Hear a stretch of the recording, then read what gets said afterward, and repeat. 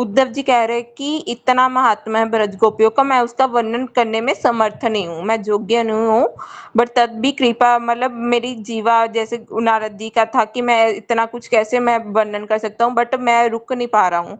तो फिर वो नारद मुनि कह रहे हैं कि तुम उद्धव द्वारा कहे गए किसी भी मतलब जो भी उद्धव जी कह रहे हैं उस पर शक मत करना, क्योंकि कृष्ण की कृपा से ही इन्होंने गोपियों का संग प्राप्त किया, उनके प्रगाढ़ प्रेम के दर्शन करे और गोपियों की कृपा प्राप्त कर कर उनका प्रेम प्राप्त करके जे कृष्ण को भी के संग सुख को भूल गए। जे गोपियों की कृपा प्राप्त करने के लिए ब्रज में एक तृण एक लता के रूप में जन्म लेने के लिए भी प्रार्थना कर रहे थे और कृष्ण के संग सुख को भूल गए। गोपियों का इतना महात्मा है। तो जो गोपियों का वर्णन जो उद्धव जी कर रहे हैं, उन्होंने जो स्वयं ब्रज गोकुल में जाकर वहां पर रहकर 7-8 महीने गोपियों का संग प्राप्त करके उन्होंने स्वयं अनुभव किया था कि उनकी प्रेम की क्या प्रगाढ़ महिमा है। तो इस विषय में तुम संदेश मत करो।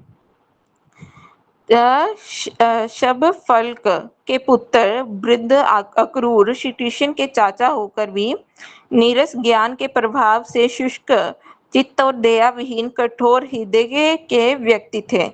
कंस के द्वारा भेजे गए दूत के रूप में जब वे ब्रज में गए, तब मार्ग में श्री कृष्ण के चरण कमलों का चिंतन करने लगे और फिर उन चरणों की महिमा का वर्णन करते हुए उन्होंने अपनी दुष्टता का विचार न करके ब्रज गोपियों की परम महिमा तथा उत्कृष्ट का निरंतर वर्णन किया, जिसके फलस्वरूप उनका कठिन हृदय भी द्रवीभूत हो गया था। तो शब फल पुत्र क्रूर श्री ब्रजवासियों के प्रति किए गए अपराध के कारण क्रूर कर्मा अर्थात क्रूर कर्म करने वाले के रूप में ही ब्रज में विख्यात थे। ब्रज में जाते हुए मार्ग में उन्होंने श्री कृष्ण के चरण कमलों के चरण चिन्ह दर्शन किए। उन चरण कमलों के परमोत्कृष्ट की चिंता करते समय गोपियों के परम महात्म्य का निरंतर वर्णन करने के कारण चंचलतावश वे अपनी दृष्टता को भी भूल गए थे। उनकी दृष्टा रूप अयोग्यता का कारण था कि वे श्री कृष्ण के चाचा होने पर भी भक्ति रस शून्य नीरस ज्ञान के प्रभाव से शुष्क चित्त के थे तथा वृद्ध होने के कारण बाहर से भी रसिकता विहीन कठोर हृदय के व्यक्ति थे। जिस दया से हृदय द्रवभूत होता है वैसी दया से रहित कंस द्वारा भेजे गए दूत के रूप में ब्रज में आकर उन्होंने ब्रज के जीवन श्री कृष्ण को संपूर्ण ब्रज से आकर्षण कर दूर ले जाकर ब्रज को शुष्क अर्थात जीवन शून्य बना दिया था। तथापि गोपियों के परम उत्कृष्ट युक्त प्रचुर महात्मा के वर्णन द्वारा ही श्री कृष्ण के परम उत्कृष्ट का वर्णन करने के कारण ही श्री क्रूर का हृदय द्रवीभूत हुआ था। अतएव उनकी दृष्टा नगण्य है, अर्थात उत्तरोक्त विरुद्ध भाव के रहने पर भी गोपियों की महिमा वर्णन के प्रभाव से उनका हृदय द्रवीभूत हुआ था। इसे केवल उस परम भगवती गोपियों की करुणा का प्रभाव ही जानना चाहिए। मतलब गोपियों का महात्मा वर्णन कर रहे कि वो जब क्रूर जी जब गोकुल में आए थे, तो वो एक तो शुष्क चित्त था और ज्ञानी थे, ज्ञानी भक्त थे। वो उन्होंने मतलब परवाह ही नहीं करी जब वो ब्रजवासियों का क्या हाल होगा कि जब वो कृष्ण को मथुरा लेके जा रहे थे। तो जब बाद में उन्होंने अपनी मतलब वो उन्होंने जे चीज की कृष्ण जो ब्रज के प्राण है, ब्रज का कोई वासी 1 मिनट के लिए भी कृष्ण से दूर नहीं रह सकता, उनके बिना उनके प्राण चले जाते। उस प्राण ब्रज के प्राण को वो वहां से लेकर मथुरा चले गए थे, इस दृष्टता को भी भूल गए थे। उनका मन कठोर मतलब हृदय कठोर हो गया था। तो गोपियों की जब वो महिमा उन्होंने सुनी, जब उन्होंने महिमा का वर्णन करा, तब उस अक्रूर का भी हृदय द्रवीभूत हो गया था।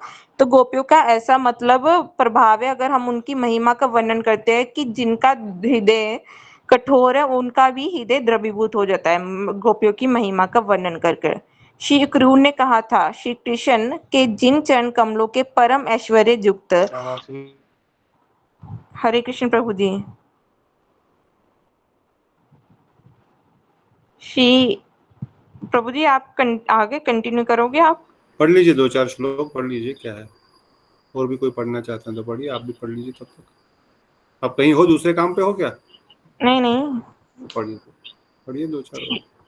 श्री अक्रूर ने कहा था, श्री कृष्ण के जिन चरण कमलों के परम ऐश्वर्य युक्त होने के कारण श्री ब्रह्मा और श्री शिव आदि देवता भी परम सौभाग्य युक्त होने के कारण श्री लक्ष्मी देवी परम पुरुषार्थ स्वरूप होने के कारण भक्तों सहित मुनिगण तथा परम कृपाशील होने के कारण गोचारण के लिए वन में विचरण करने के समय गोप बालक सेवा करते हैं, वही चरण कमल प्रेम मात्र से सुलभ होने के कारण गोपियों के कुछ कुमकुम के अरुण रंग से रंजित होते हैं।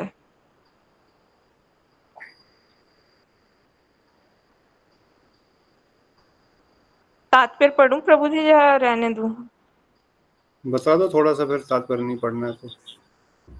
नहीं तो पढ़ ही लेते हैं तात्पर्य भी। अब अक्रूर द्वारा चिंता किए गए जद चित्त इत्यादि श्रीमद् भागवतम श्लोक का वर्णन उनके द्वारा विशेष रूप से भावना किए गए श्री कृष्ण के जुगल चरण कमलों का परम उत्कृष्ट प्रदर्शित कर रहे हैं। श्री ब्रह्मा आदि देवता भी श्री कृष्ण के चरण कमलों की अर्चना करते हैं। इसके द्वारा श्री कृष्ण के चरण कमलों के परम देवता होने का और परमेश्वर होने का गुण कथित हुआ है। अहो, ब्रह्मा आदि देवताओं की भी जो परम पूज्य है तथा जो अपने कटाक्ष मात्र से समस्त संपत्ति प्रदान करती है, वे श्री लक्ष्मी देवी भी श्री कृष्ण के उन चरण कमलों की अर्चना करती है। इस वाक्य के द्वारा उन श्री चरण कमलों के परम सौभाग्ययुक्त होने का गुण कथित हुआ है। इस प्रकार उक्त श्लोक में पहले की तुलना से बाद में कथित उनका जिनका उत्कृष्ट विज्ञापित हुआ है। अन्यथा परम में ब्रह्मा आदि देवताओं के भी पूज्य कहकर बाद में मनुष्यों के पूज्य कहने से यथार्थ पूजा रीति स्थापित नहीं होती, बल्कि उपहास होता है। अतएव श्रेष्ठ कवियों द्वारा इसके अलावा अन्य उपाय कल्पना करने की संपत्ति नहीं है, क्योंकि यथोक्त क्रम के भंग होने का दोष उपस्थित हो उठता है। अतएव उन श्री लक्ष्मी देवी की उपेक्षा करने वाले समस्त आत्मा राम गण भी श्री कृष्ण के चरण कमलों का अर्चन करते हैं। इसे बतलाने के लिए मूल श्लोक में मुनिभि पद का उल्लेख हुआ है। इसके कारण उन श्री चरण कमलों के द्वारा परम पुरुषार्थ प्रदान करने का गुण कथित हुआ है। मोक्ष की कामना से रहित होने के कारण मुनियों से भी श्रेष्ठ भक्ति निष्ठा प्राप्त भक्तगण भी उन श्री चरण कमलों का अर्चन करते हैं। इसे बतलाने के लिए 7वें पद का उल्लेख हुआ है। इसके द्वारा भगवान के श्री चरण कमलों का अपने समस्त भक्तों के प्रति आत्म प्रदत्व अर्थात अपने को प्रदान करने तथा परमोदार तत्व अतः परम उदार होने का गुण कथित हुआ है। मूल श्लोक में मुनि भी 7वें पद में सात्वत अर्थात समस्त भक्तों के साथ मुनियों का इस उल्लेख का तात्पर्य यह है कि क्रम ज्ञान के अभ्यास में तत्पर रहने वाले मुनियों को भगवान के चरण कमलों का अर्चन का अभ्यास न होने के कारण तथा उस विषय में विशेष अज्ञानवश असमर्थता के कारण स्वतः ही अर्चन में प्रवेश संभव नहीं होता। अतः भक्तों की कृपा के प्रभाव से ही उनका भगवत अर्चन सिद्ध होता है। इसलिए मुनियों का सात्वत सहित उल्लेख हुआ है। इस प्रकार आत्मा राम मुनियों से भी सात्वत अर्थात भक्तों की श्रेष्ठता स्वतः ही स्थापित हुई है तथा पूजा की रीति का क्रम भी रक्षित हुआ है। मूल श्लोक में श्रिया पद में जो श्री शब्द का उल्लेख है वहां पर जहाँ पर विभूति की अधिष्ठात्री देवी श्री लक्ष्मी की अंशभूता लक्ष्मी के लिए हुआ है, महालक्ष्मी के लिए कथित नहीं है।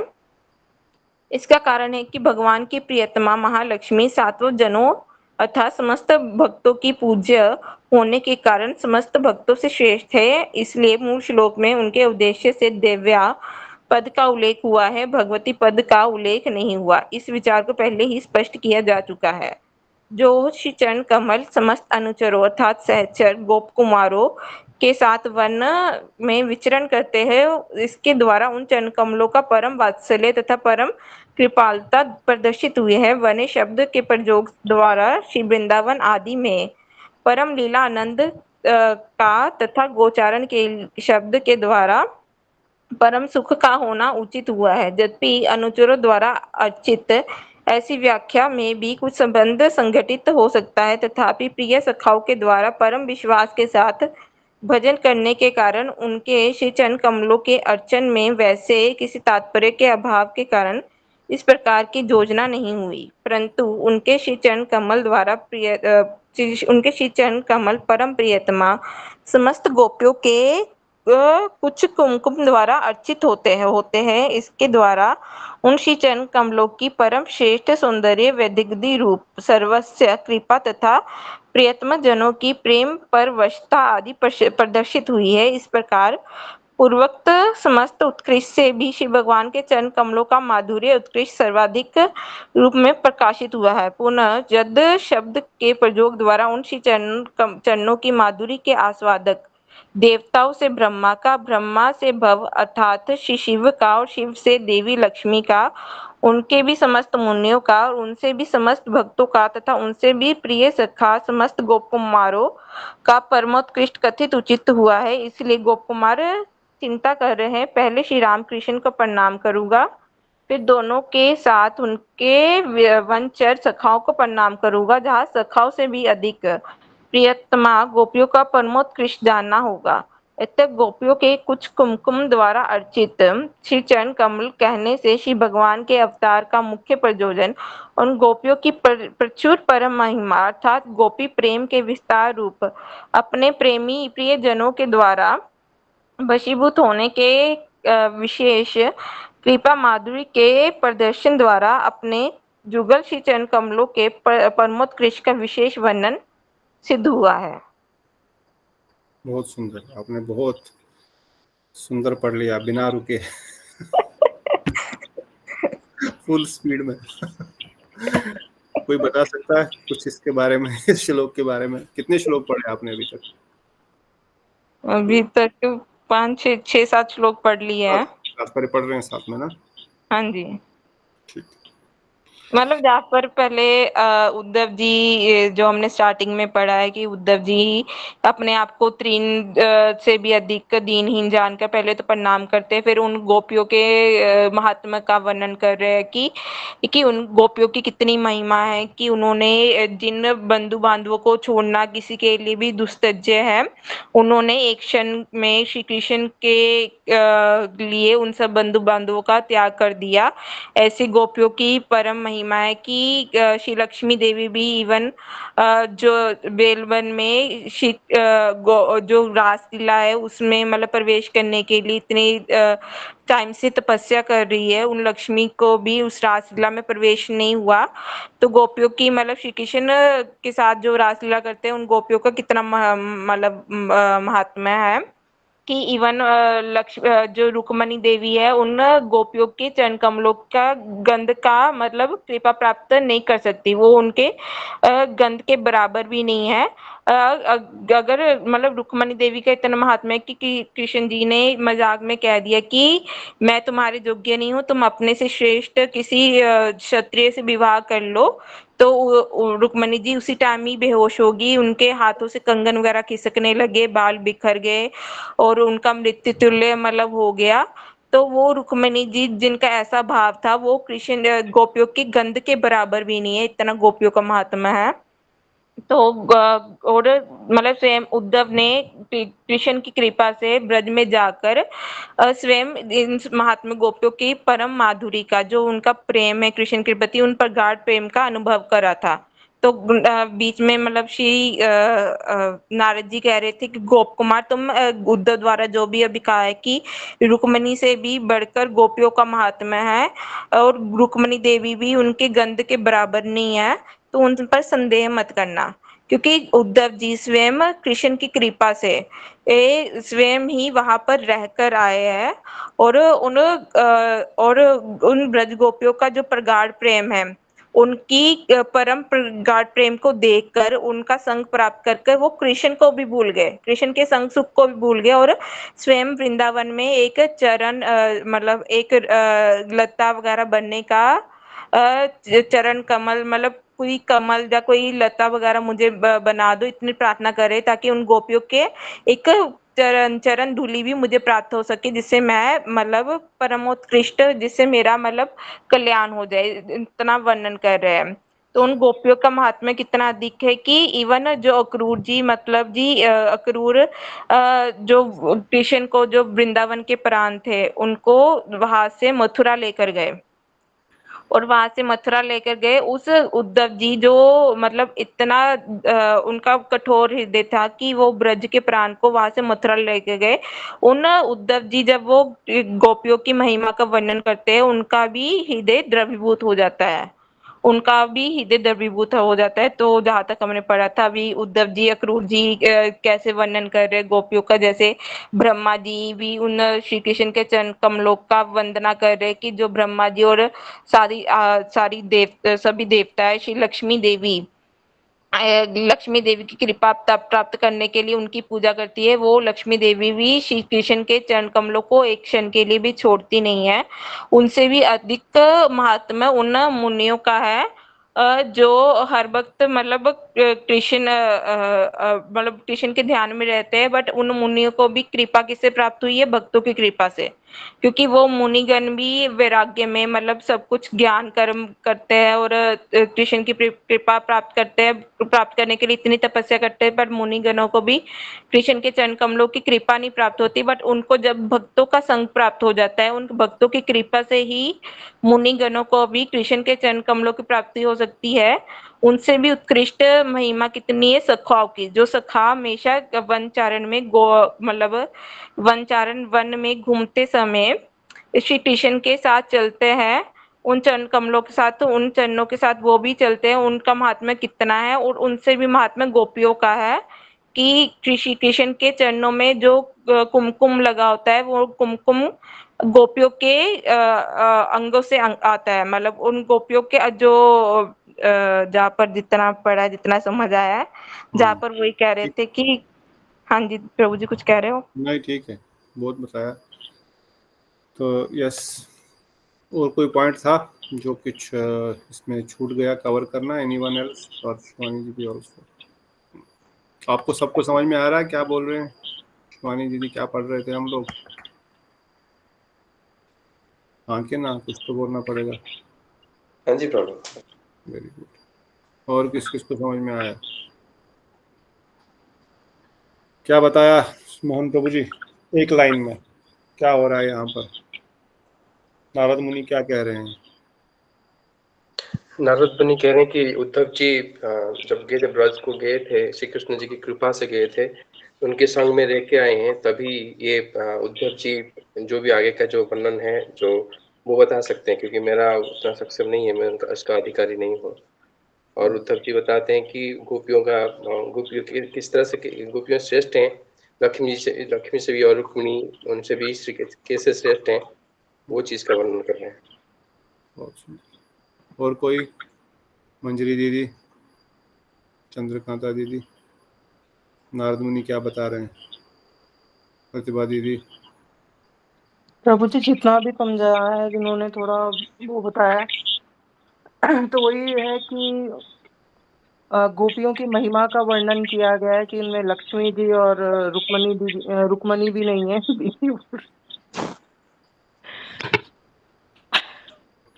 फिर वो ही है कि वो अभी कह रहे हैं उनकी गंध के समान भी नहीं है, क्योंकि हमें पता है कि कृष्ण की कृपा और गोपियां बनने के लिए गोपी के गर्भ से पैदा होना पड़ता है, वो जो है, और उपले थापने पड़ते हैं, और उसमें विवाहित होकर भी कृष्ण से प्रेम उसमें जाना पड़ता है, जो कि ये बिल्कुल भी नहीं कर पाएंगी। ये तो पतिव्रता हैं। तो ये देखने को मिलता है कि गोपियों की महिमा कितनी है। जैसा मैं उद्धव जी जैसे थे कि उनको सांत्वना देने के लिए वहां गए, उनकी क्लास वो उनकी खुद की क्लास हो गई, उनकी पाठशाला में उनको समझाने गए थे, और उनकी इतनी महिमा देख के वो खुद ही वो गए। बहुत सुंदर। और कोई पॉइंट? सुनंदा दीदी, आपने कुछ बोल बेन? नीतू दीदी, रेवती माता, नीता माता, और कौन है? बेटा माता। कि जो हरिप्रिया के रूप में जगत में विख्यात हुई, वो रुक्मणी भी उन गोपियों के सौभाग्य की गंध भी प्राप्त नहीं कर सके। और बहुत सुंदर। मुकेश प्रभु और कोई पॉइंट? सुमन प्रभु आप सुन रहे हो? कहाँ रहते हो? बीच बीच में कथा में से गायब हो जाते हो। सॉरी प्रभु जी, आज छुट्टी नहीं थी, काम कर रहा हूँ। ना ना, आपको नहीं पूछ रहा हूँ, इनको पूछ रहा हूँ, सुमन प्रभु को। आप तो काम में होंगे। हरे कृष्ण प्रभु। हाँ बोलो, क्या समझा? कुछ समझा कि नहीं? प्रभु आप एक बार रिपीट कर दो तो अच्छा रहेगा। मैं कहाँ रिपीट करूंगा, 2 बार रिपीट हो गया। तो संक्षेप में जो शिवानी दीदी ने बताया कि किस प्रकार से कल नारद मुनि ने उद्धव जी को कथा करने के लिए आगे कहा, क्योंकि कहा मैं अभी आगे की कथा करने में समर्थ नहीं हूँ। उद्धव जी बड़े भाव विभोर होकर के उन्होंने एक तृण को, एक घास को दांतों में लेकर के जमीन पे लोटपोट होकर के गिर पड़े और ब्रज गोपियों की चरणों की वंदना करी कि उन ब्रज गोपियों का गुणगान करना असंभव ही है। और गोस्वामी पाद ने भी और उद्धव जी ने भी खुद कहा कि मैं वृंदावन का घास बनना चाहता हूँ ताकि मुझे उन गोपियों की चरण धूलि प्राप्त हो। तब नारद मुनि वर्णन करते हैं, ऑल्दोह ब्रज गोपियों का दासत्व प्राप्त करना भी बड़ा कठिन है, परंतु ये उद्धव जी भी कोई साधारण नहीं है। ये इनकी विनम्रता है और ये इनका दैन्य है कि ये इस प्रकार से अपने आप को तृण से भी विनम्र होते हुए ब्रज गोपी की चरण धूलि प्राप्त करने के लिए लालसा कर रहे हैं। पर उद्धव जी कोई साधारण नहीं है, भगवान कृष्ण के परम प्रिय है, परम अनुचर है। तो जो भगवान कृष्ण के इतने प्रिय है, उनके समान ही है, वो भी जब ब्रज गोपियों की चरण धूलि की प्राप्ति करना चाहते हैं तो हे गोप कुमार, आप समझ लीजिए उन ब्रज गोपियों की क्या महिमा होगी। पहले हमने भगवान के रूप का वर्णन सुना थोड़ा सा, फिर भगवान के गुणों का वर्णन सुना थोड़ा सा, फिर भगवान की लीलाओं का वर्णन सुना, भगवान की कितनी लीलाएं हुई, कुछ कुछ लीलाएं हमने सुनी विशेष रूप से। फिर भगवान की वेणु का वर्णन कराया गया कि भगवान की वेणु कितनी सुंदर है, किस प्रकार से वह अमृत पान कर रही है, किस प्रकार से गोपियां उस वेणु को भी एक प्रकार से ताना देती है या उससे ये वर्णन करती है कि तुम्हारा कितना सौभाग्य है कि तुम निरंतर भगवान कृष्ण के अदर अमृत का पान कर रहे हो। तो भगवान के 4 माधुर्यों का वर्णन करने के बाद गोस्वामी संत नारद मुनि वृंदावन की गोपियों का गुणगान करना प्रारंभ किए, पर रुक गए और उद्धव जी से करने के लिए कहा। उद्धव जी ने अपनी जैसे तैसे जो वर्णन करने का प्रारंभ किया, परंतु प्रेम में भाव विभोर होकर के उनकी आंखों से अश्रु विसर्जन होने लग गया, कंपन होने लग गया, शरीर कंपादि सात्विक लक्षणों के द्वारा वशीभूत हो गया और कूदते कूदते वो कूदने लग गए, एक और पद का गान किया। नारद मुनि कह रहे हैं उनको, आप कुछ गोपियों का आप कुछ गुणगान कीजिए, आपका अधिकार है, मैं तो नहीं बोल सकता हूं। तो उद्धव जी तो पहले तो वह प्रेम की दशा में विभूत हो गए, आंखों से आंसू बहने लग रहे हैं उनका रोमांच खड़े हो रहे, अरे आप मुझे गोपियों का वर्णन करने के लिए कह रहे हैं, मैं उनका क्या वर्णन करूंगा। परंतु फिर भी वो कहने लगे कि किस प्रकार से उन ब्रज गोपियों का मैं क्या वर्णन करूंगा, मैं बस इतना ही वर्णन कर रहा हूं कि जो लक्ष्मी जी निरंतर नारायण की सेवा में, चरणों की सेवा में निरंतर लगी रहती है, उन लक्ष्मी जी को भी भगवान को आलिंगन करने का सौभाग्य प्राप्त नहीं होता। वो चरणों में ही निरंतर सेवा करती है। कभी देखा नहीं, आपने सुना होगा कि नारायण लक्ष्मी जी को गले लगा रहे हैं, चुंबन कर रहे हैं, अपने बाहों में ले रहे हैं, नहीं, ऐसा कहीं नहीं है। परंतु इन ब्रज गोपियों का सौभाग्य तो देखिए कि इन्होंने अपनी भुजाओं को श्री कृष्ण के गले में डाल दिया। लक्ष्मी जी भी वो नहीं कर सकती है। ब्रज गोपिकाओं ने रासलीला के समय भगवान श्री कृष्ण को अपने गले से लगाया, अपनी भुजाओं को उनके गले में डाल दिया। उन गोपियों का क्या मैं वर्णन कर सकूं, जिनका लक्ष्मी से भी अधिक भगवान प्रेम करते हैं और जो भगवान से भी उतना ही अधिक प्रेम करते हैं। अरे जिन लक्ष्मी जी की सेवा सर्वोत्तम है, जो कमला है, और जो स्वर्ग की सुंदरियां जिनका शरीर से कमल पुष्प की सुगंध आती है, वो भी श्री हरि को कभी छू नहीं सकती, उनका आलिंगन नहीं कर पाती है, पर इन ब्रज गोपियों ने उनका आलिंगन कर लिया। उद्धव जी इस बात को सुनकर ही विस्मित हो गए, नारद जी भी विस्मित हो गए। विस्मित हो गया मतलब वो बाविभोर हो गए, वो समझ नहीं पा रहे हैं क्या क्या क्या क्या हो रहा है, कि क्या वचन है। परंतु जब देख रहे हैं कि गोप कुमार दुखी हो गया, अब कोई कुछ बोल ही नहीं रहा है, उद्धव जी की आंखों से आंसू बह रहे हैं और वो कूद कूद करके एक आध श्लोक बोल दिए, मैं क्या बताऊं उन ब्रज गोपियों के बारे में, क्या बताऊं।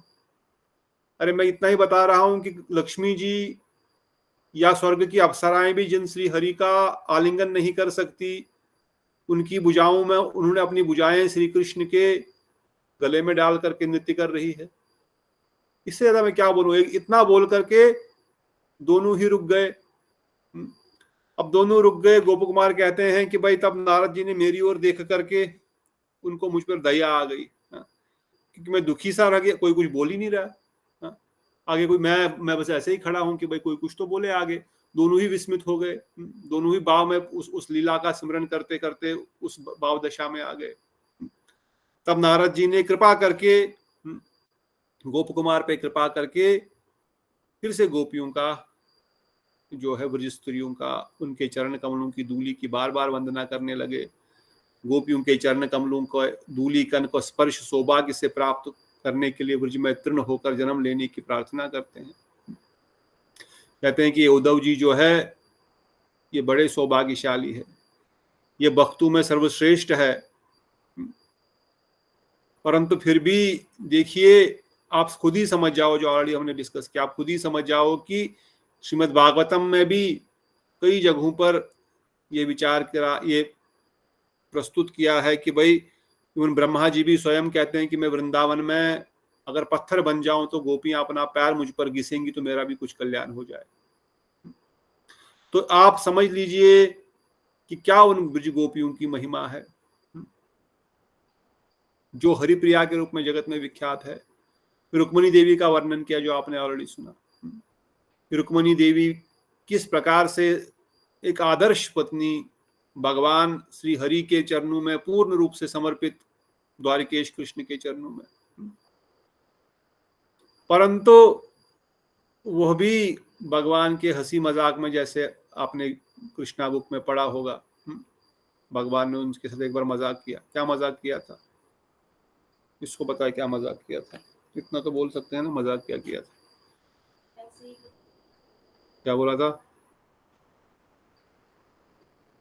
वही प्रभु जी की मैं ब्रज से आया हूँ, मेरा बचपन वहीं से बीता हूँ, मैं पहले गोप अभिमान रखता था, अभी क्षत्रिय हुआ हूँ, तो मैं आपके लायक नहीं हूँ, तो आप अपने से श्रेष्ठ, मुझसे श्रेष्ठ क्षत्रिय का भजन कर उनके साथ शादी कर ले, आप मुझे छोड़ दीजिए। तो वो रुक्मिणी जी इस बात को, हंसी मजाक को सहन नहीं कर सकी और मृत्युल्य हो गई। रुक्मिणी जी बहुत प्रेम करती, कोई मजाक कर रहे थे उनका, अरे तुमने शिशुपाल से ही शादी करनी थी, बड़ा अच्छा था वो। ऐसा अगर आपने कृष्णा बुक पढ़ी होगी भक्तिवेदांत श्रील प्रभुपाद महाराज जी की, उसमें ये चैप्टर है। वो कहते हैं तुम शिशुपाल से ही शादी कर लेती ना, अच्छा था, मेरे से खतरनाक उसका राज्यपाठ था, बड़ा राज्यपाठ था उसका, और वैसे भी मैं ग्वाला रहा, मैं तो ग्वाल वालों के साथ ही जीवन बिताया, मेरे से तुमको इतना सुख नहीं मिलेगा। हाँ, ऐसे बोल रहे हैं कृष्ण, उनको मजाक करने की आदत है गोपियों के साथ। गोपियां तो उनकी खटिया खड़ी कर देते हैं, पर रुक्मिणी देवी खाली इतना सुन करके ही कि भाई उनको लगा कि शायद ये मुझे छोड़ न दें, शायद इनको मैं पसंद नहीं आ रही हूँ इसलिए ऐसी बात कर रहे हैं। वह उनकी आंखों से अश्रुजन पाना शुरू हो गया और बेहोश होकर के गिर पड़ी। कृष्णा में प्रभुपाद जी लिखते हैं वो बेहोश होकर के जमीन पे गिर पड़ी, उनको होश ही नहीं रहा मैं क्या करूं। तब भगवान अरे मैं तो मजाक कर रहा था, तुम क्यों ऐसी हो गई, मैं तो मजाक कर रहा था, मैं थोड़ी सच में बोल रहा था तुमको ऐसा करने के लिए। तो कहते हैं वह रुक्मणी देवी जैसी परम दयालु, भगवान से इतना प्रेम करने वाली, भगवान के विरह को नहीं समझ पाती है या इवन भगवान के मजाक को भी नहीं सहन कर पाती है। और वो रुक्मणी देवी भी इन ब्रज गोपियों का गुणगान कर रही है। आपने प्रथम खंड में भी सुना, जब सत्य क्या नाम था, पद्मावती ने उनको कहा तुम इनकी दासी बन जाते।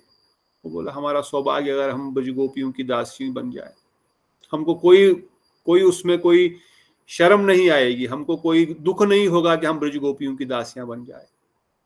हम ब्रज गोपियों की दासियों की दासी बनने के लिए भी तैयार है, क्योंकि अगर उसमें श्री कृष्ण का प्रेम है। उनको अभिमान ये नहीं कि हम कृष्ण की धर्मपत्नी है तो क्यों नहीं, वो जानते हैं ब्रज गोपियों का क्या महत्व है। इसलिए नारद मुनि तब कह रहे हैं मुझ जैसा तुच्छ व्यक्ति उन गोपियों की महिमा का कैसे वर्णन कर सकेगा। मैं क्या वर्णन कर सकूंगा उनको, जिनकी उद्धव जी भी चुप हो गए, लक्ष्मी जी और स्वर्ग की अप्सराओं को तो छोड़ ही दो, स्वयं रुक्मणी देवी भी कहती कि मैं उनकी दासी बनने को तैयार हूं, तो मैं उनका क्या वर्णन करूं।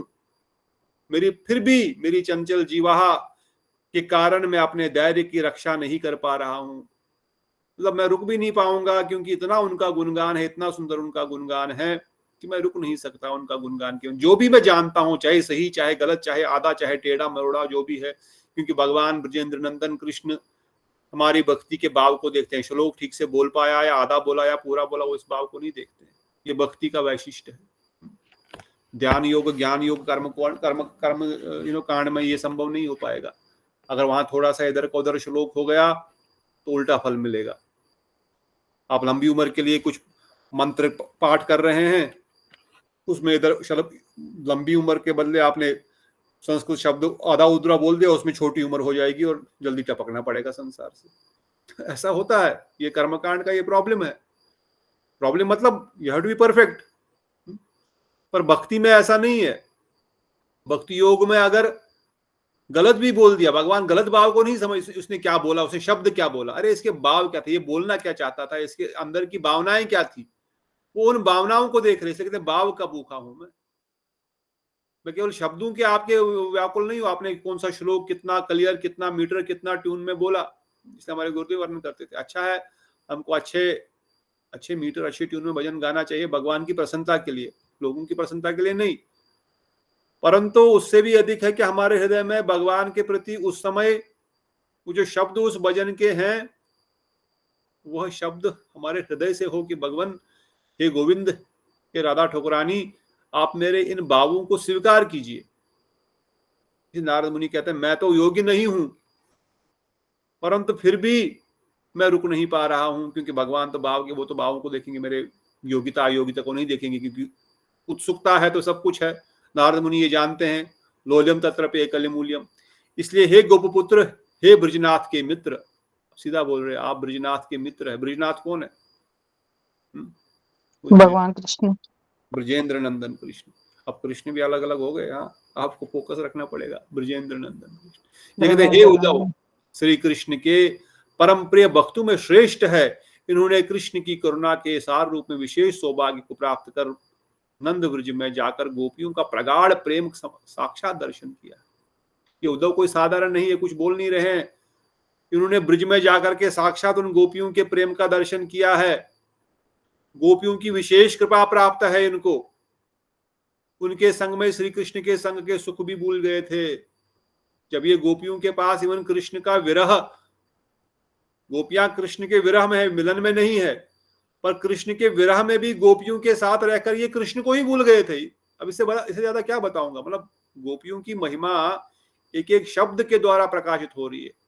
प्रभु जी बोल रहे हैं ना कि उद्धव ने बोला था भगवान कृष्ण को, आप रो मत, मैं आपका भी रोना मैं बंद कराऊंगा और गोपियों को भी उस मतलब अपना ज्ञान दे दूंगा जिससे वो आपको पहचान सके कि आप उनके अंदर ही हो। बोलते आज जाऊंगा, कल आ जाऊंगा, तो बोलते हैं कि उद्धव जी 6 महीने के बाद आए हैं वापस। बिल्कुल।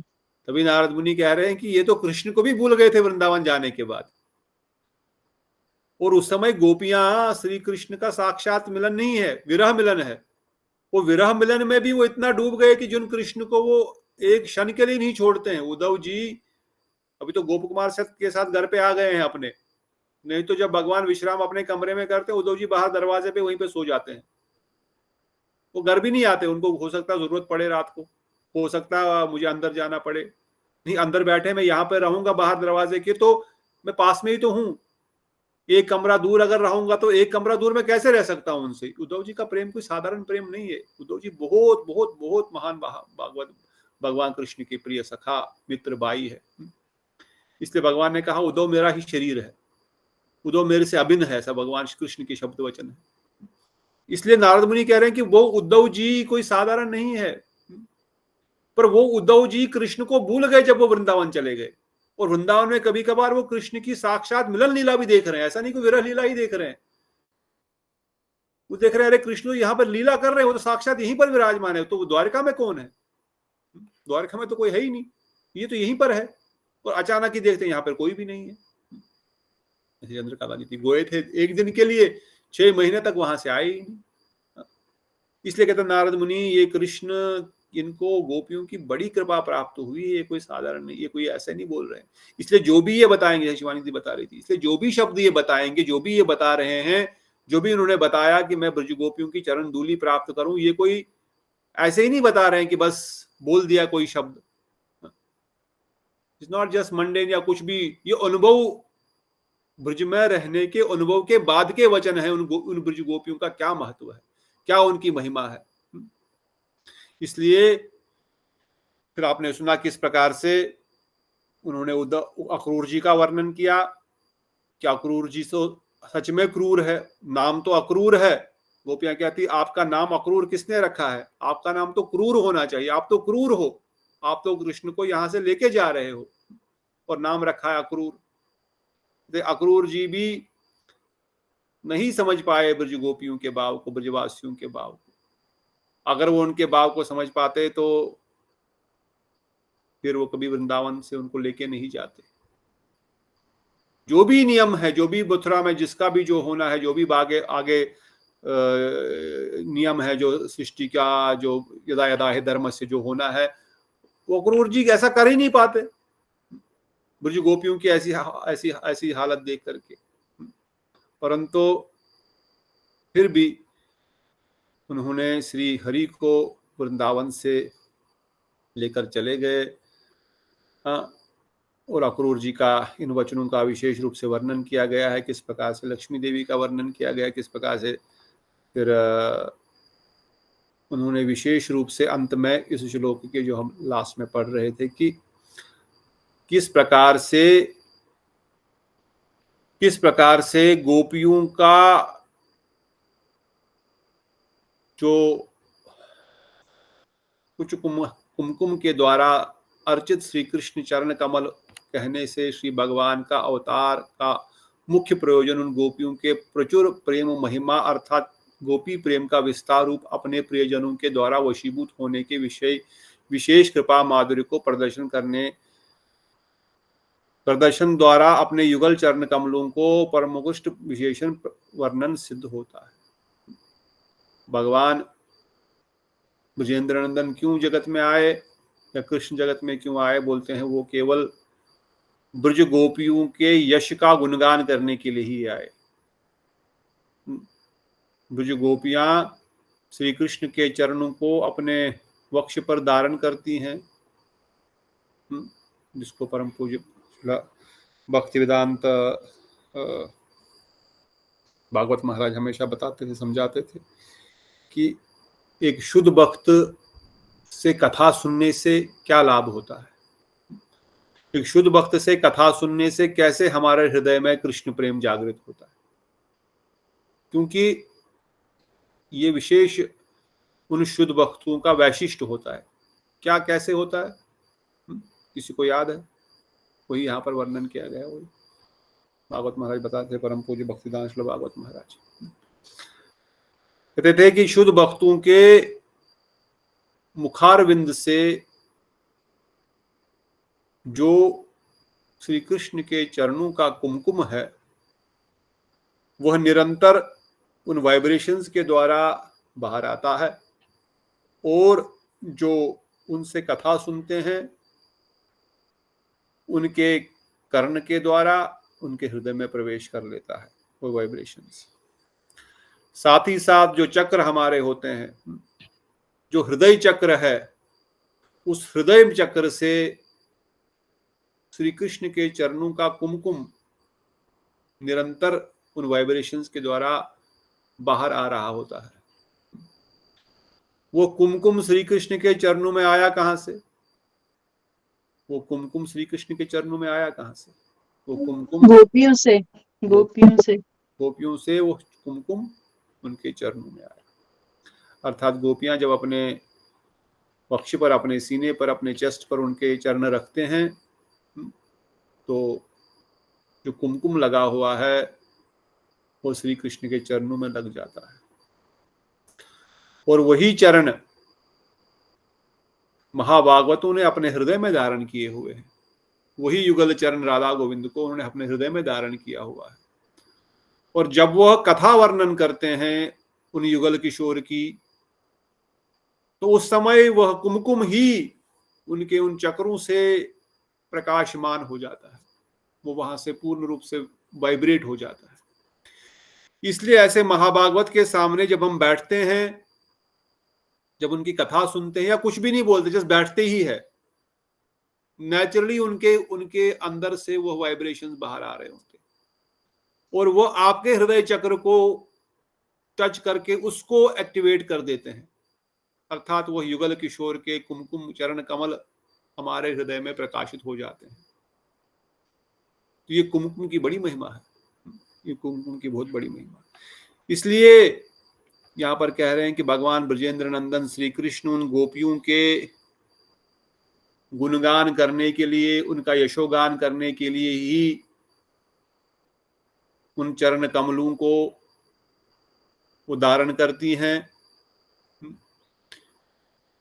और कहीं इनके चरण कमल जो है बड़े ही कोमल है, बड़े ही कोमल उनके चरण कमल है। इसलिए कहीं इनको कोई तकलीफ ना हो, इसे हम अपने सबसे सॉफ्ट शरीर के अंग के ऊपर इनको रखेंगे।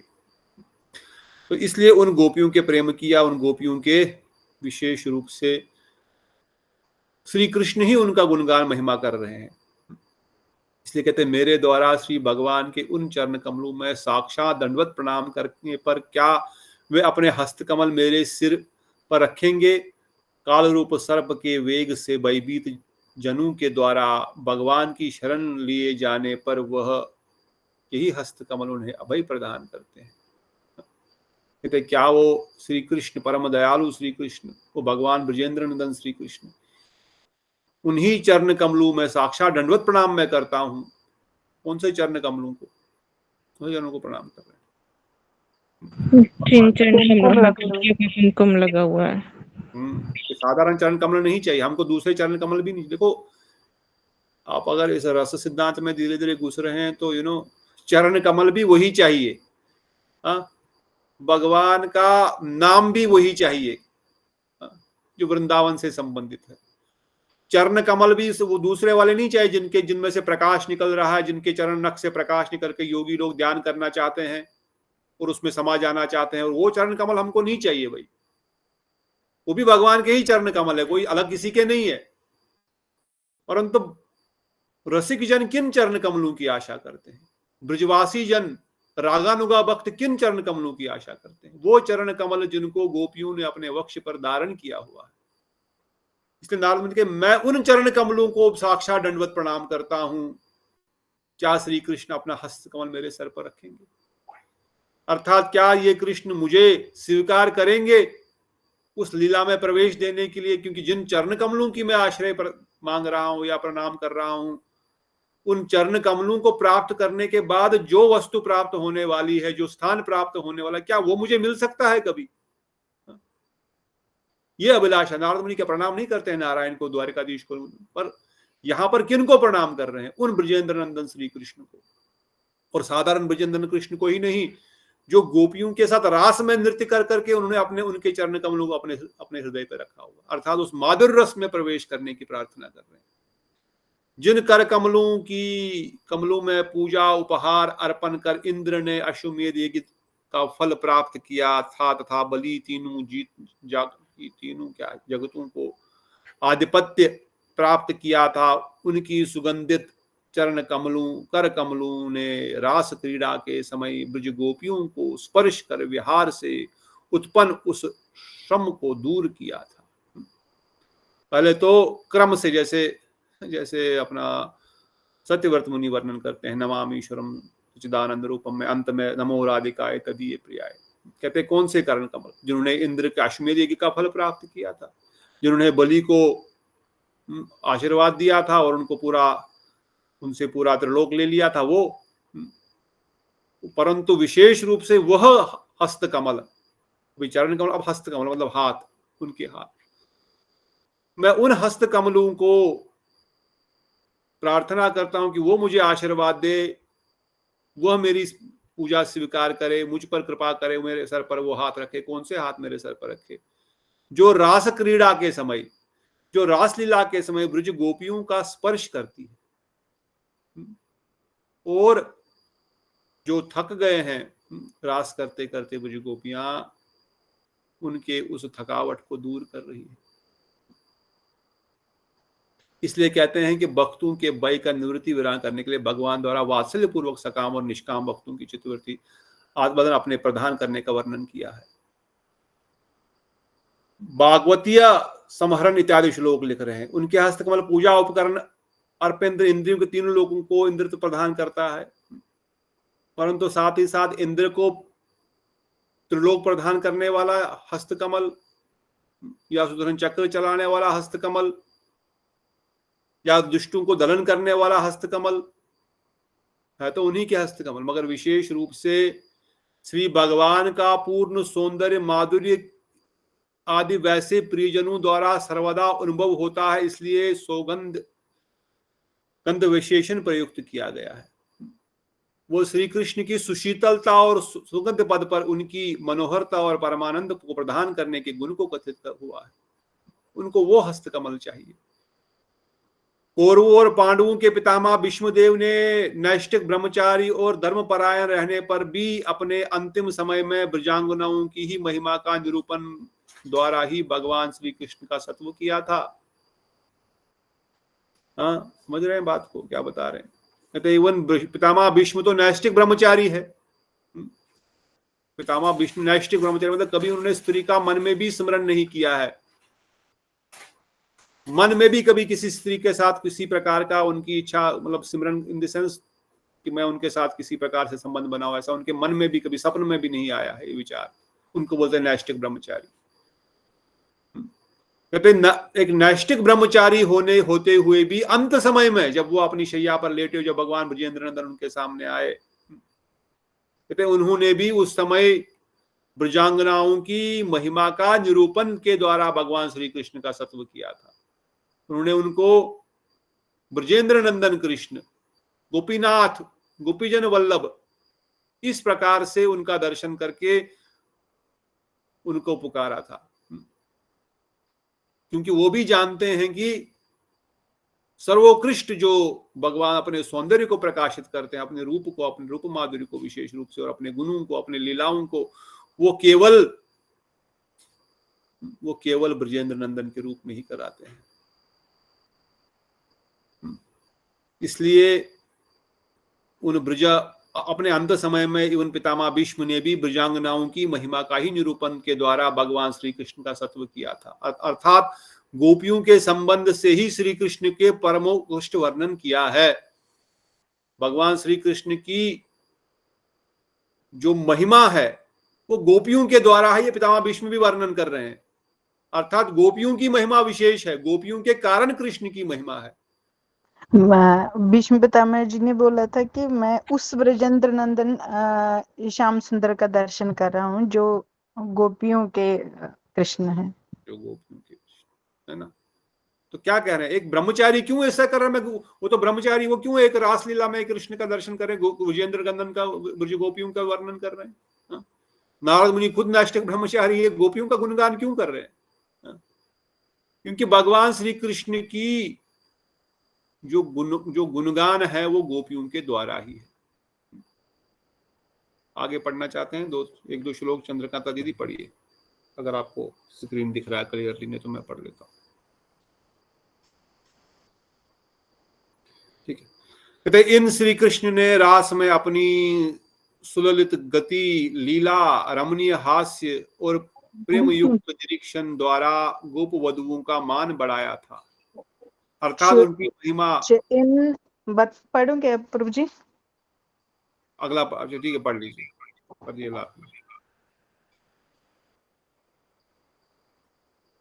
क्या आपका मेरे आवाज डिले आ रही है? आपके यहाँ से डिले आ रही है? ठीक आ रही है। मैं पढ़ूं प्रभु जी? चंद्रकांता जी पढ़ना चाहती, पर उनका आवाज शायद डिलेड है मेरे यहाँ से उनके। नहीं ठीक है प्रभु जी, आ रहे आवाज। हाँ अभी तो आ रही है, पढ़िए। उन श्री कृष्ण ने रास में अपनी सुललित गति, लीला, रमणीय हास्य और प्रेम युक्त निरीक्षण द्वारा गोपवधुओं का मान बढ़ाया। श्री कृष्ण अंतर्ध्यान हो गए। तब उन गोपियों ने उन्माद में दृष्टि रहित, विवेक रहित होकर श्री कृष्ण की गोवर्धन धारण आदि अलौकिक लीलाओं का अनुकरण करते हुए उनकी प्रकृति यानी स्वभाव को प्राप्त कर लिया। कोई जानते हैं लीला के बारे में? कहते जब भगवान ब्रजेंद्र नंदन ने रास में चले गए और रास में चले जाने के बाद सारी ब्रज गोपिकाएं इतनी विरह में हो गई कि कोई कृष्ण वहां है ही नहीं, तो वो खुद ही कृष्ण बन रही है। एक गोपी कृष्ण बन रही है और दूसरी गोपिका राधिका बन रही है और सखी बन रही है। कोई गोपी कृष्ण बन रही है और गोवर्धन को धारण कर रही है और बाकी गोपियां उनको डंडे की तरह उनको सपोर्ट दे रही है। कोई गोपी कालिया बन रही है और दूसरी गोपी उसको ऊपर उसके साथ कालिया की तरह नृत्य कर रही है। तो वो कृष्ण के भाव में इतनी विरह में इतनी विभोर हो गई कि उनमें उनका जो एक ग्रुप था, सभी गोपियों का युक्त जो होता है, उसको बोलते युक्त, जो युक्त होता है, उस युक्त में 8-10 गोपियां होगी, उनमें से एक लीडर होगी। जो उस ग्रुप की लीडर है वो कृष्ण बनेंगी और बाकी 8-10 गोपियां बन के उनके आसपास नृत्य आदि करेंगी। कोई उसमें गोवर्धन लीला कर रही है, कोई कालिया दह की लीला कर रही है, कोई माखन चोरी की लीला कर रही है, कोई भगवान की जितनी भी ब्रज में लीलाएं हो रही, सब गोपियां भगवान की लीलाओं का अनुकरण करने लग गई। कृष्ण रास में है ही नहीं, सभी वही खुद ही कृष्ण बन गई और बाकी गोपियां गोपियों के रूप में निर्वहन कर रही है। तो ये प्रेम में विभोर होकर के इवन वह इतने प्रेम में विभोर हो जाती है कि वो खुद ही कृष्ण जैसी व्यवहार करना शुरू कर देती है। इसलिए कह रहे हैं कि भीष्म की तो बात ही क्या, ज्ञानहीन हस्तिनापुर की स्त्रियों ने भी भगवान को हस्तिनापुर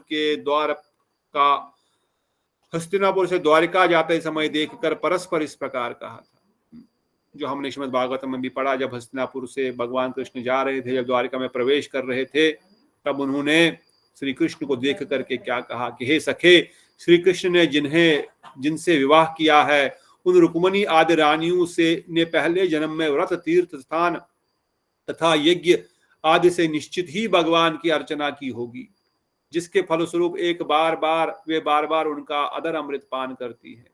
परंतु उन ब्रज रमणियों के प्रेम की तो कहना ही क्या, जो उस अदर अमृत के स्मरण मात्र से ही मूर्छित हो जाती है।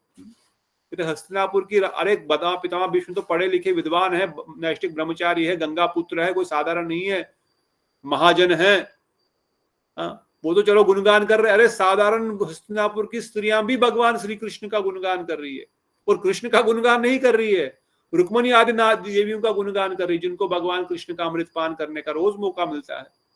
क्योंकि भगवान हर रानी के साथ हर दिन उनके महल में हर समय विराजमान है, उनको भगवान के आदर अमृत मिल रहे हैं। पर कहते हैं उनसे भी अधिक उन ब्रज गोपिकाओं को के बारे में सुनो, जो बस ये सिमरन करती है कि भगवान श्री कृष्ण के अदर अमृत के बारे में, जो केवल भगवान श्री कृष्ण के अदरों का सिमरन मात्र कर लेती है, उनको वो सिमरन मात्र करने से मूर्छित हो जाती है।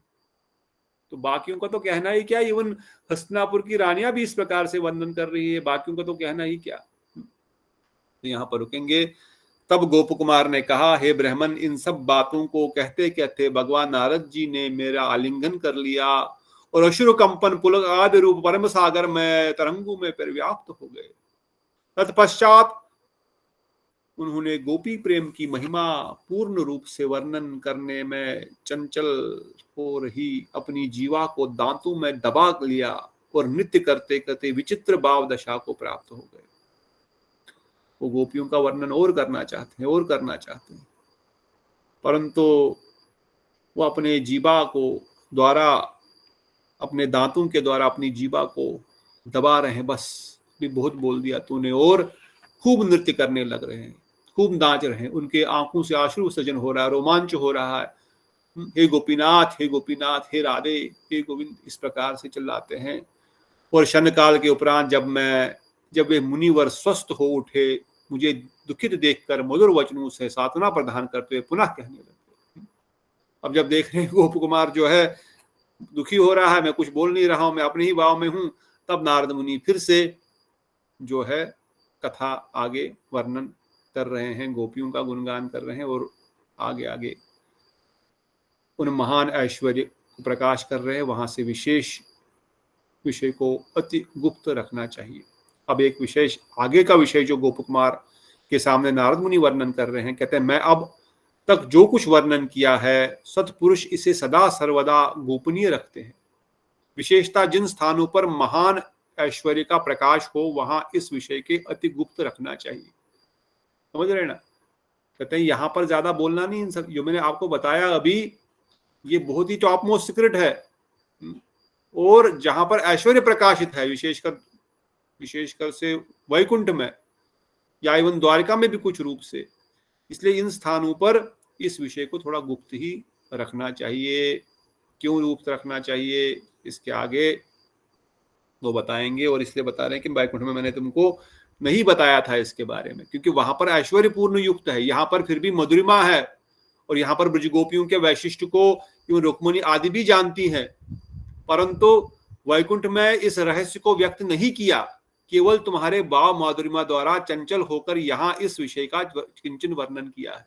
थोड़ा सा वर्णन मैंने यहाँ पर आकर के किया है, वैकुंठ में मैंने नहीं किया था। इसलिए हे गोप कुमार, मैं अपनी उद्धव की और तुम्हारी शपथ लेकर कहता हूं कि इस द्वारिकापुरी में रहकर गोलोक की प्राप्ति दुर्लभ है, तथा यहाँ उसके लिए साधन करना भी दुस्साध्य है। इसे ध्रुव सत्य जानो।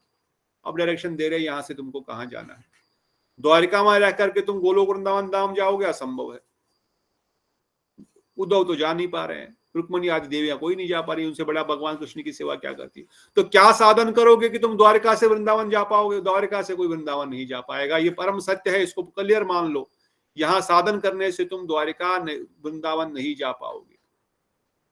इसलिए क्या करना पड़ेगा, कहाँ जाके साधन करना पड़ेगा, कौन सा साधन करना पड़ेगा, वो हम कल सुनेंगे। आज थोड़ा सा देर से तो नहीं, आपने तो शुरुआत ही किया, पर मेरी भी जीवा रुक नहीं पाती है। इसलिए अब नारद मुनि गोप कुमार को गोलोक वृंदावन जाने का डायरेक्ट रास्ता कौन सा है वो बताएंगे। और आप सब सौभाग्यशाली जीव ऑलरेडी वो जानते हैं, और इसी धरती पर आकर के वही कार्य गुरु वैष्णव की कृपा से कर रहे हैं, और ठीक से करेंगे जब जानेंगे ठीक से करना क्या है। इसलिए कोई द्वारिका से भी अगर इधर आया हो, कोई वैकुंठ से भी हो सकता आया हो, या कोई द्वारिका वैकुंठ से नहीं तो चलो कम से कम अलग अलग ब्रह्मांडों में भ्रमण करके तो आए ही है, तभी जाकर के आज यह बैठ करके हम ये कथा सुन रहे हैं। इसलिए बड़े सौभाग्यशाली है, इन विषयों को समझ रहे हैं, सुन रहे हैं। और इस धराधाम पर जिस पर नारद मुनि फिर से गोप कुमार को भेजने का शिक्षा देंगे, और कौन सी विधि से डायरेक्ट वहां पर चला जाएगा, फिर वैकुंठ द्वारिका अयोध्या कहीं स्वर्ग आदि कहीं जाने की जिसका कोई रास्ता नहीं, डायरेक्ट जैसे गोलोक वृंदावन धाम जाना जाएगा, उस शिक्षा का वर्णन करेंगे। तो हम कल सुनेंगे। कोई प्रश्न आज का है तो पूछिए, अगले 2-3 मिनट के लिए हम कवर कर सकते हैं। Any question? यस प्रभु जी, वैकुंठ में वो अंतर ध्यान इधर उधर हो जाते हैं अपने कार्य करने के लिए, तो गोलोक वृंदावन में जो अंतर ध्यान होते हैं ये भौम वृंदावन का हम सुनते हैं, जैसे उसमें से लीला में से हो गए, या गोलोक वृंदावन में भी हो जाते हैं वहां से भी? गोलोक तो वृंदावन हमेशा धाम ही रहते हैं वहाँ? बोम वृंदावन जब वो आते हैं तब वो गोलोक वृंदावन धाम में होते ही होते हैं, पर गोलोक वृंदावन धाम में वो विरह उत्पन्न करने के लिए मथुरा कभी कभार चले जाते हैं। अगले अध्याय में हम पढ़ेंगे, स्पष्ट नारद मुनि वर्णन करते हैं कि कभी वो सुबह जाकर के शाम को वापस आ जाते हैं, कंस का वध करके खत्म, सुबह या शाम को आ गए, कभी एक दिन के बाद आते हैं, कभी 3-4 दिन के बाद भी आते हैं, डिपेंडिंग कि किस प्रकार की लीला और किस प्रकार का विरह और किस प्रकार की अनुभूति ब्रज गोपिकाएं और ब्रजवासी गण उस समय कितनी प्रगाढ़ उस विरह की अनुभूति को कराना है। पर वहां पर कोई ऐसी लीला करने की आवश्यकता नहीं है, केवल विरह के द्वारा मिलन की अनुभूति को और प्रगाढ़ करने के लिए ऐसी लीला है, बस इसीलिए। पर वहां पर भी वो जाते हैं थोड़ा कुछ, एक दिन जैसे बताया, एक दिन के लिए, कभी आधे दिन के लिए, परंतु विरह की अनुभूति कराने के लिए इतने थोड़े समय के लिए जाते हैं। ठीक है? हाँ जी प्रभु जी, धन्यवाद। Okay, any other question for the day? Okay, if not then we will stop today here, और कल हम फिर मिलेंगे। अब हम टू द पॉइंट सुनेंगे, डायरेक्ट गोलोक वृंदावन धाम जाने के लिए क्या करना पड़ेगा वो हम कल सुनेंगे गोप कुमार के माध्यम से, नारद मुनि की कृपा से। इन्हीं वचनों के साथ बोलो श्री राधा गोविंद गोपीनाथ मदन मोहन ललिता विशाखा जू की जय, श्री वृंदावन धाम की जय, गिरिराज महाराज की जय, राधा कुंड श्याम कुंड गिरि गोवर्धन की जय, अनंत अनंत कोटि वैष्णव वृंद की जय, श्री प्रभुपाद की जय, श्री गुरु महाराज की जय, नित्याई गौर प्रेमानंदे हरि हरि हरि बोल। हरे कृष्ण। मंजरी दीदी, धन्यवाद बेटा दीदी, श्याम प्रणाम, चंद्रकांता दीदी, चंद्रमोहन प्रभु, रेवती दीदी, प्रतिभा दीदी, सुनंदा दीदी, समर्थ प्रभु जी, धीर कृष्ण प्रभु, श्रिया दीदी, प्रतिभा दीदी, हरे कृष्णा, दंडवत प्रणाम प्रभु जी, दीदी दंडवत प्रणाम। गौर हरि हरि बोल, नित्याई गौर प्रेमानंदे हरि हरि बोल। जय राधे श्याम, जय ब्रज गोपी, जय वृंदावन धाम, जय वृंदावन धाम।